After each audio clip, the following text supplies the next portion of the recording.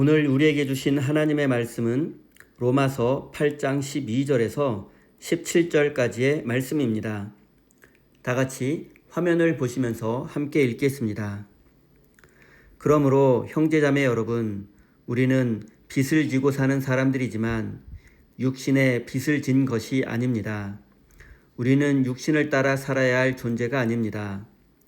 여러분이 육신을 따라 살면 죽을 것입니다. 그러나 여러분이 성령으로 몸의 행수를 죽이면 살 것입니다. 하나님의 영으로 인도함을 받은 사람은 누구나 다 하나님의 자녀입니다. 여러분은 또다시 두려움에 빠뜨리는 종살이의 영을 받은 것이 아니라 자녀로 삼으시는 영을 받았습니다. 그래서 우리는 그 영으로 하나님을 아빠, 아버지라고 부릅니다. 바로 그때에 그 성령이 우리의 영과 함께 우리가 하나님의 자녀임을 증언하십니다. 자녀이면 상속자이기도 합니다. 우리가 그리스도와 함께 영광을 받으려고 그와 함께 고난을 받으면 우리는 하나님이 정하신 상속자요 그리스도와 더불어 공동 상속자입니다. 아멘. 하나님께서 이 말씀을 통하여 우리에게 은혜 주시기를 원합니다. 하나님의 크신 사랑과 은총이 여러분의 삶에 함께 하시기를 빕니다. 오늘은 우리는 하나님의 자녀입니다 라는 제목으로 함께 하나님의 말씀을 나누겠습니다. 성경은 하나님과 우리의 관계를 아버지와 자녀 사이라고 말씀합니다. 오늘날 우리는 하나님을 너무 자연스럽게 아버지라고 부릅니다. 하지만 이스라엘 백성들은 하나님을 감히 아버지라고 부르지 못했습니다. 야훼, 거룩하신 분, 주님 등으로 하나님을 불렀습니다. 하지만 우리는 예수 그리스도를 통해서 하나님을 아버지라 부를 수 있는 특권을 가지게 되었습니다. 예수님이 하나님을 아버지라고 불렀듯이 우리도 하나님을 아버지라고 부를 수 있게 된 것입니다. 하지만 예수님 당시에 이스라엘 백성들은 하나님을 전능하시고 거룩하신 분으로 알았으며 두려운 존재로 인식하고 있었습니다. 고대 바벨론 제국의 문서를 보면 그들은 신들의 이름을 부를 때 하늘과 땅의 왕이신 샤마스여, 공평과 정의의 주이신 아눈나키의 주이시며 승리의 주이시며 약속을 지키시는 주님이시여 라고 길고 장황하게 신들의 이름을 불렀습니다. 바벨론 사람들이 그들의 신을 이렇게 복잡하고 어렵게 불렀던 이유는 신을 두려운 존재로 인식했기 때문입니다. 한마디로 신과의 친밀함이 없었던 것입니다. 신과 친밀한 관계였다면 신을 이렇게 장황하게 부를 이유가 없습니다. 예를 들어 보겠습니다. 예쁜 딸 아이가 자기 아빠를 이렇게 부른다고 한번 생각해 보십시오. 잘생기시고 키 크시고 남자다우시며 돈도 잘 버시는 위대하신 나의 아버지, 저의 부탁을 들어주십시오. 어린 꼬마가 만약 아빠를 이렇게 부른다면 이 관계가 정상적인 아버지와 딸의 관계라고 할 수 있겠습니까? 아버지의 사랑을 받고 있는 딸이 자기 아버지를 이렇게 부를 리 없습니다. 또 정상적인 아버지라면 자신의 딸이 무엇을 원하는지 이미 알고 있을 것입니다. 바벨론 제국의 시민들과 이스라엘 백성들은 하나님을 이렇게 불렀습니다. 하나님과의 관계가 어렵고 불편했으며 기본적으로 하나님을 무섭고 두려운 분으로 알고 있었기 때문입니다. 하지만 우리는 예수 그리스도를 통해서 이제 하나님을 아버지라고 부를 수 있게 되었습니다. 이것은 하나님과 우리의 관계가 예수님을 통해서 매우 가까워졌다는 것을 의미합니다. 심지어 성경은 이제 우리가 하나님을 아빠, 아버지라고 부를 수 있게 되었다고 말합니다. 예수님 당시에 이스라엘 어린이들은 아버지를 아빠라고 불렀습니다. 이것은 우리말과 뉘앙스가 똑같습니다. 아빠는 아버지보다 친밀함과 가까운 관계를 나타냅니다. 15절 말씀입니다. 여러분은 또다시 두려움에 빠뜨리는 종살이의 영을 받은 것이 아니라 자녀로 삼으시는 영을 받았습니다. 그래서 우리는 그 영으로 하나님을 아빠, 아버지라고 부릅니다. 예수님 당시 유대인들은 율법을 완벽하게 지켜야지만 하나님의 자녀가 될 수 있다고 믿었습니다. 하지만 이것은 오직 예수 그리스도를 통해서 가능한 것입니다. 우리는 평범한 인간이고 또 동시에 연약하고 죄가 많은 존재에 불과하지만 우리가 예수님을 믿는 순간 놀라운 신분의 변화가 일어납니다. 성경은 이 사실을 우리가 자녀로 삼으시는 영을 받았다고 표현합니다. 이 말씀은 우리가 원래는 하나님의 자녀가 아니었는데 자녀의 신분을 얻게 되었다는 뜻입니다. 자녀가 되었다는 것이 어떠한 의미가 있는지 살펴보겠습니다. 당시 로마 사회에서는 양자를 삼고 그 양자에게 유산을 물려주는 것이 일반적인 일이었습니다. 법정에서 이 사람은 내 아들이 되었다고 선포하는 순간 법적인 아들이 됩니다. 그리고 법적인 아들이 되었다는 것의 가장 중요한 의미는 바로 양 아버지의 모든 것을 물려받을 수 있는 권리가 생겼다는 뜻입니다. 로마 제국의 첫 번째 황제였던 아우구스투스의 원래 이름은 옥타비아누스였습니다. 그런데 그가 황제가 될 수 있었던 근본적인 이유는 로마 제국의 영웅 율리우스 카이사르의 양자가 되었기 때문입니다. 카이사르의 법적인 아들이라는 신분이 결국 그를 로마 제국의 황제 자리에 앉게 했던 것입니다.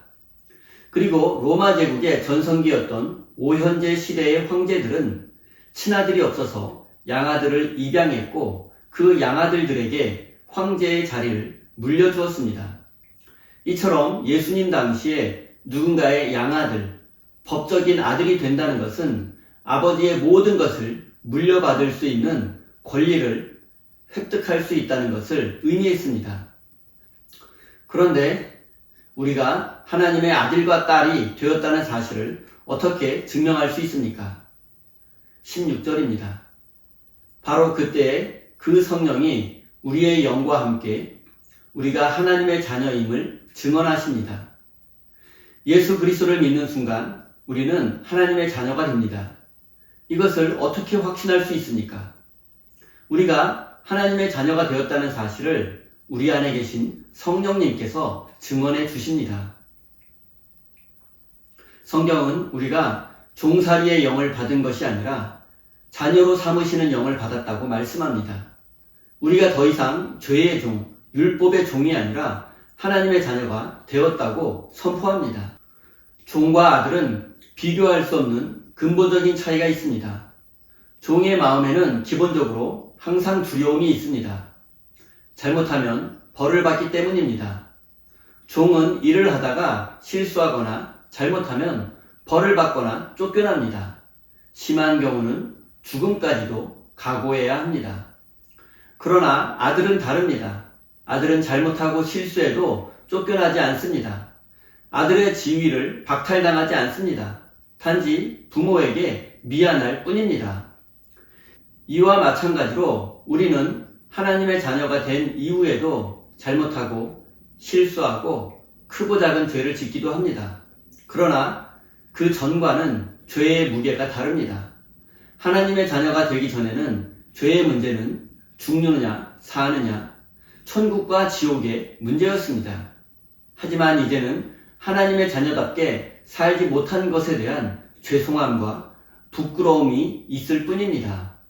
하나님은 여러분에게 어떤 분이십니까? 무섭고 두려운 주인입니까? 아니면 사랑 많은 아버지입니까?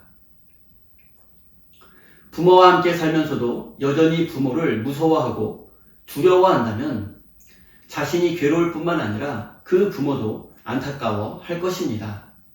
사랑하는 성도 여러분, 믿음의 삶을 살아가다 보면 넘어질 때도 있고 유혹에 넘어갈 때도 있고 또 실패할 때도 있습니다. 하지만 더 이상 두려워하거나 무서워하지 마십시오. 우리는 하나님의 자녀이기 때문입니다. 그리고 이 사실을 성령님께서 증언하고 계십니다. 17절입니다. 자녀이면 상속자이기도 합니다. 우리가 그리스도와 함께 영광을 받으려고 그와 함께 고난을 받으면 우리는 하나님이 정하신 상속자요 그리스도와 더불어 공동 상속자입니다. 누군가의 아들이라는 것은 아버지의 유산을 물려받을 권리가 있다는 뜻입니다. 그리고 성경은 하나님의 자녀가 된 우리가 하나님의 상속자가 되었다고 말씀합니다. 우리가 하나님의 자녀가 되었기 때문입니다. 아버지의 유산은 능력 있는 종이 받는 것이 아니라 자녀가 받습니다. 능력보다 중요한 것은 신분입니다. 그리고 우리는 하나님의 자녀이기 때문에 하나님의 유산을 물려받게 됩니다. 가장 중요한 것은 하나님의 나라, 천국을 유산으로 물려받게 되는 것입니다. 하나님의 자녀가 된 우리는 하나님 나라에서 왕노릇하며 살게 될 것입니다. 그리고 우리가 물려받게 될 것은 하나님의 성품입니다. 기본적으로 자녀들은 부모의 성품을 담게 되어 있습니다. 그리고 하나님의 본질적인 성품은 사랑입니다. 그렇다면 하나님의 자녀들은 하나님의 성품인 사랑을 물려받은 사람들입니다. 만약 스스로 하나님의 자녀라고 말하면서 하나님의 사랑이 보이지 않는다면 그는 하나님의 자녀가 아닐 수도 있습니다. 그리고 우리가 하나님의 상속자가 되기 위해서 한 가지 조건이 있습니다.